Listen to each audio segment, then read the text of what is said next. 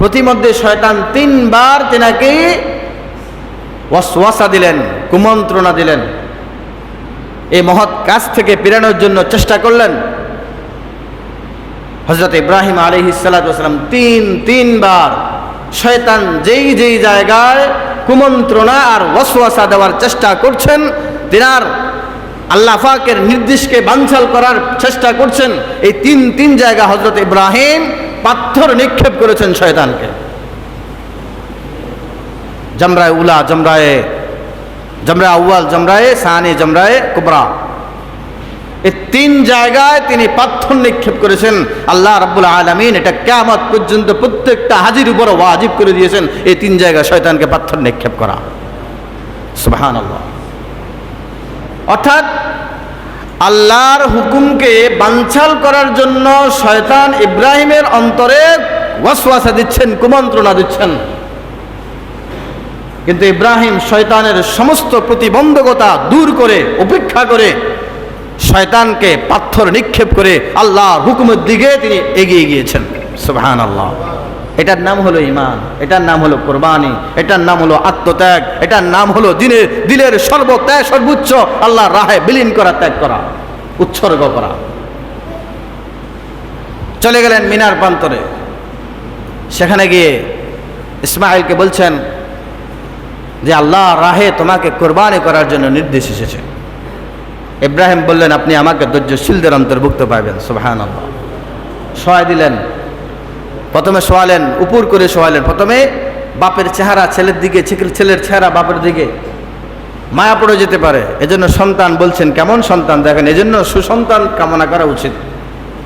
কারণ সন্তান যদি রাজি না হতো, ইব্রাহিম হাজার চেষ্টা করলেও কি সন্তানকে কোরবানি দিতে পারত? তাহলে সন্তান রাজি হওয়ার কারণে, সন্তান রাজি হওয়ার কারণে ইব্রাহিম আল্লাহর ওই পয়গামটা বাস্তবায়ন করার সুযোগ পেয়েছেন। যদি সন্তান যদি মনে করেন কুসন্তান হইতো, সন্তান যদি বলতো আমার জীবন সারাটা বছর, যেমন হাজরাকে ওই যে মরুদ্যানে রেখে চলে গিয়েছে প্রায় দীর্ঘ 9 বছরের উপরে, আপনি তো আমার খবরও নেন নাই। সন্তান যদি এই কথা বলতো দীর্ঘ 9টা বছর তিল করে আপনি আমাকে মরুদ্যানে রেখে গিয়েছেন, যেখানে মানুষ নাই, গরু নাই, ছাগল নাই, পশু নাই, পানি নাই, কিচ্ছু নাই, এরকম একটা নির্জন জায়গায় যে আপনি আমাকে রেখে গিয়েছেন, আমি কিভাবে লালন পালন হয়েছি সেটাকে আপনি খবর নিয়েছেন কখনো? আমি আপনি সন্তান হলে এই কথাই বলতাম। আমার সন্তানগুলাকে যদি এভাবে যদি আমরা রেখে আসতাম, তাহলে আমার আপনার সন্তানগুলো এই কথাই বলতো যে আমার মা রক্ত মাংস পানি করে তিল করে আমাকে লালন পালন করছে, আর এখন 9 বছর 10 বছর পরে আসি আপনি আমাকে কোরবানি করার জন্য বলতেছেন। এই কথাটা সন্তান বলেন নাই। কেন বলে নাই? এটা নবুয়তি চেহারার সন্তান, এটা দিনদার সন্তান, আর এই দিনদার সন্তানটা হযরত ইব্রাহিম আল্লাহর কাছ থেকে চেয়ে নিয়েছেন। সুবহানাল্লাহ। এজন্য সন্তান ভরা ভাগ্যের ব্যাপার, কিন্তু সুসন্তান হওয়া সবচেয়ে বড় ভাগ্যের ব্যাপার। সন্তান তো যেমনি এমনি হয়ে যায়, হয় না? বাচ্চাকে ছেতে যেমনি এমনি হয়ে যায়, কিন্তু সুসন্তান হওয়া আর সন্তানকে সুসন্তানে রূপান্তরিত করা, এটা হলো সবচেয়ে বড় ভাগ্যের ব্যাপার। হযরত ইসমাঈল ইব্রাহিম আলাইহিস সালামকে লক্ষ্য করে বললেন, আব্বাজান আপনি যদি আমাকে জবাই করার জন্য যেভাবে শোয়ালেন, আপনার চোখে চোখ আমার পড়ে যাচ্ছে, আপনার চেহারার প্রতি আমার চেহারার মায়া পড়ে যাচ্ছে।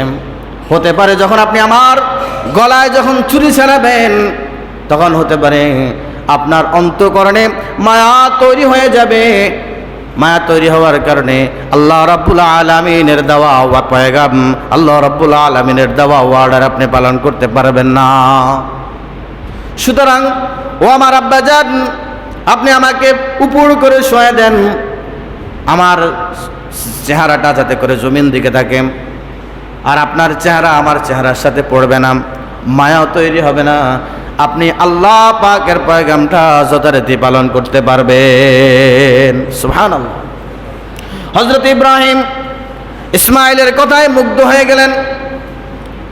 ইসমাঈলের যেভাবে বলছে ইসমাঈলকে এভাবে উপর করে শোয়ালেন, ধারালো ছুরি নিয়ে হযরত ইব্রাহিম আলাইহিস সালাতু ওয়াস সালাম ইসমাঈল আলাইহিস সালাতু ওয়াস সালামের ঘাড়ের উপরে ছুরি চালাতে লাগলেন। কিন্তু ছুরি এত জোরে জোরে চালায় কিন্তু হযরত ইসমাঈল আলাইহিস সালাতু ওয়াস সালামের একটা পশমও কাটা যায় না। ইব্রাহিম মনে করলেন ছুরিতে ধার নাই, মনে হয় ছুরিতে ধার নাই। এজন্য ইব্রাহিম আলাইহিস সালাতু ওয়াস সালাম রাগে ছুরিটাকে নিক্ষেপ করে একটা পাথরের উপর পড়লেন। পাথরটা সাথে সাথে দ্বিখণ্ডিত হয়ে গেল। আবার ছুরি আনলেন, আবার চালাতে লাগলেন। আবার যখন চালালেন দেখলেন ইসমাঈলের একটা পশমও কাটা যায় না। আবার ছুরিটাকে নিক্ষেপ করলেন পাথরের উপর, আর একটা পাথর কেটে টুকরা হয়ে গেল। ইব্রাহিম আবার ছুরি নিলেন, ইসমাঈলের গর্দানে চালাতে আরম্ভ করলেন। এমন সময় আসমানের ভিতরে হইচই আরম্ভ হয়ে গেল।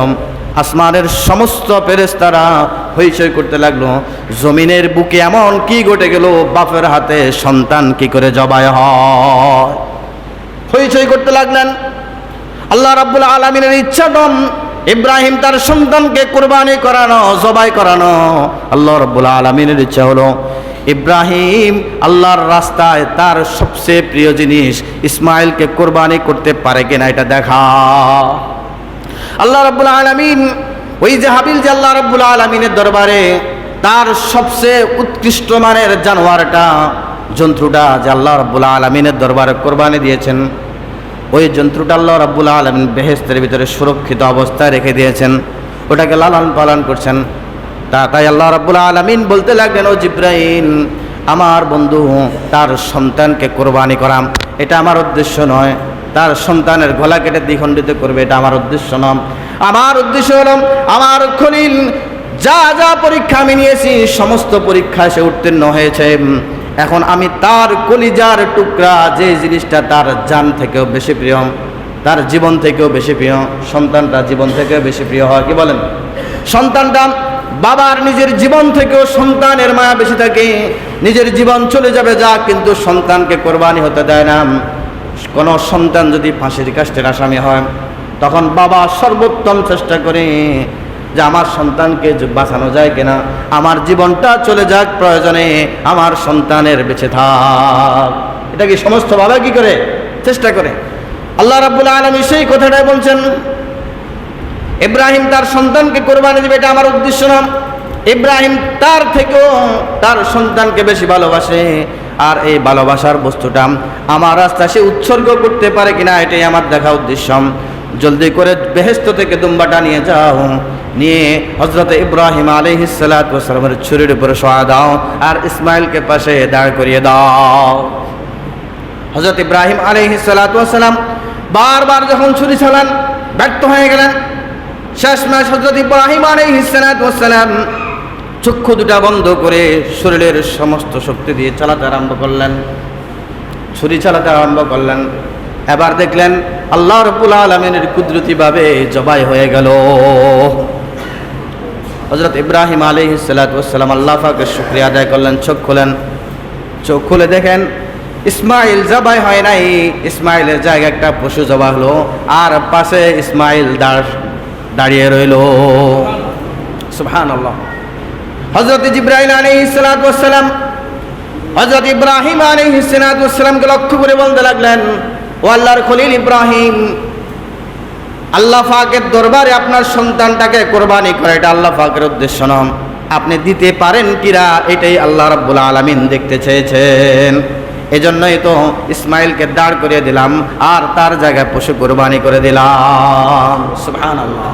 তাহলে উদ্দেশ্য কি? পশু কোরবানি করা? কি বলেন? পশু কোরবানি করা উদ্দেশ্য না, মন কোরবানি করা উদ্দেশ্য। বনের পশু তো আপনি আনলেন আর শোয়াই দিলেন, শেষ। এটা তো বনের পশু, মনের ভিতরে একটা পশু বাস করে, আছে না নাই? বনের ভিতরে পশু আছে না নাই? আরে বনের পশু আপনি হাজারটা জবাই করেন, মনের পশু যদি থেকে যায় কোরবানি কোনো ধর্তব্য নয় আল্লাহর দরবারে। আপনাকে মনের পশু জবাই করতে হবে। মনের ভিতরে হিংসা, অহংকার, বিদ্বেষ এগুলো রাখবেন, আর শত শত গরু আনি কোরবানি করে দেবেন, আল্লাহ এটা গ্রহণ করবে না। ইব্রাহিম মনের পশু কোরবানি দিয়েছেন, এজন্য তার সন্তানকে আল্লাহ রাস্তা দিতে দ্বিধাবোধ করেন নাই।